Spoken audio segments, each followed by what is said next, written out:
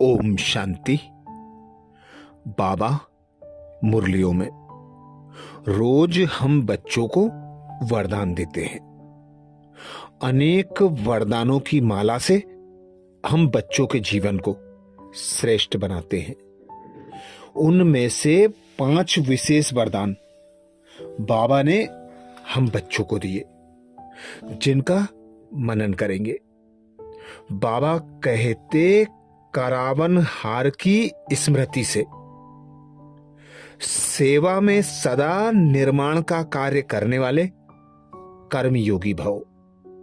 बाबा हम बच्चों को कर्मयोगी भव का वरदान देते। बाबा कहते, करावन हार की स्मृति से सेवा में सदा निर्माण का कार्य करने वाले कर्मयोगी भव, जिसको जीवन में धारण करने की बाबा सहज युक्ति बताते।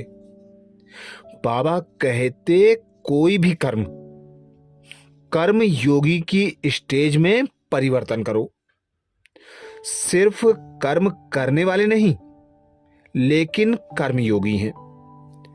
कर्म अर्थात व्यवहार और योग अर्थात परमार्थ। कर्म अर्थात व्यवहार और योग अर्थात परमार्थ, दोनों का बैलेंस हो। शरीर निर्वाह के पीछे आत्मा का निर्वाह भूल ना जाए। जो भी कर्म करो वह ईश्वरीय सेवा अर्थ हो। इसके लिए सेवाओं में निमित्त मात्र का मंत्र व करणहार की स्मृति का संकल्प सदा याद रहे। करावन हार भूले नहीं तो सेवा में निर्माण ही निर्माण करते रहेंगे और बाबा की याद स्वतः और सहज बनी रहेगी। हर कर्म कर्मयोगी बनकर करते रहेंगे तो न्यारे और एक बाप के प्यारे सदा बने रहेंगे। ऐसे ही दूसरा वरदान बाबा कहते, मैं कौन की पहेली हल करने वाले स्वराज्य तिलकधारी भव। मैं कौन की पहेली हल करने वाले स्वराज्य तिलकधारी भव। डिटेल में बाबा कहते, मैं कौन हूं, इसी पहेली को हल करो तो कभी हलचल में नहीं आएंगे। यही रूहानी नशा सदा रहे कि हम श्रेष्ठ महान आत्माएं हैं। हमारा हर कदम, हर संकल्प, हर कर्म यादगार व विधान बन रहा है। हमारे सिर पर पवित्रता की महानता का लाइट का क्राउन है। सारे विश्व की नजर हमारी तरफ है। जो मैं करूंगा वह विश्व के लिए विधान व यादगार बनेगा। इतनी जिम्मेवारी समझकर चलना अर्थात दिल तख्त नसीन स्वराज्य अधिकारी तिलकधारी बनना। अर्थात बाबा कहते, सबसे पहले मैं कौन हूं की पहेली को हल कर लो तो हर हलचल वाली परिस्थिति में अचल अडोल रहकर महान और श्रेष्ठ कर्तव्य कर श्रेष्ठ आत्मा बन जाएंगे। स्वराज्य अधिकारी तिलकधारी बन जाएंगे। अगले वरदान में बाबा कहते, आपस में एक दो की विशेषता देखने और वर्णन करने वाले श्रेष्ठता संपन्न होली हंस भाव। आपस में एक दो की विशेषता देखने और वर्णन करने वाले श्रेष्ठता संपन्न होली हंस भाव, जिसके डिटेल में बाबा कहते, संगम युग पर हर बच्चे को नॉलेज द्वारा कोई ना कोई विशेष गुण अवश्य प्राप्त है। इसलिए होली हंस बन हर एक की विशेषता को देखो और वर्णन करो। जिस समय किसी की कमजोरी देखते या सुनते हो तो समझना चाहिए कि यह कमजोरी इनकी नहीं, मेरी है, क्योंकि हम सब एक ही बाप के, एक परिवार के, एक ही माला के मणके हैं। जैसे अपनी कमजोरी को प्रसिद्ध नहीं करना चाहते, ऐसे दूसरे की कमजोरी का भी वर्णन नहीं करो।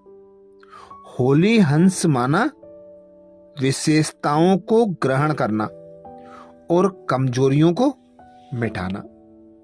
अर्थात संगम युग पर बाबा हर बच्चे को नॉलेज देते हैं, कोई ना कोई विशेष गुण से अवश्य सजाते हैं।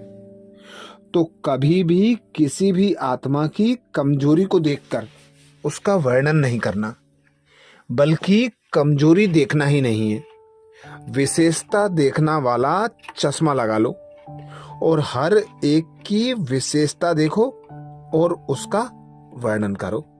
तो विशेष आत्मा, संपूर्ण संपन्न आत्मा होली हंस बन जाएंगे। चौथा और विशेष वरदान बाबा ने दिया, आलस्य के भिन्न भिन्न रूपों को समाप्त कर सदा उल्लास में रहने वाले तीव्र पुरुषार्थी भव। तीव्र पुरुषार्थी भव का बाबा ने वरदान दिया।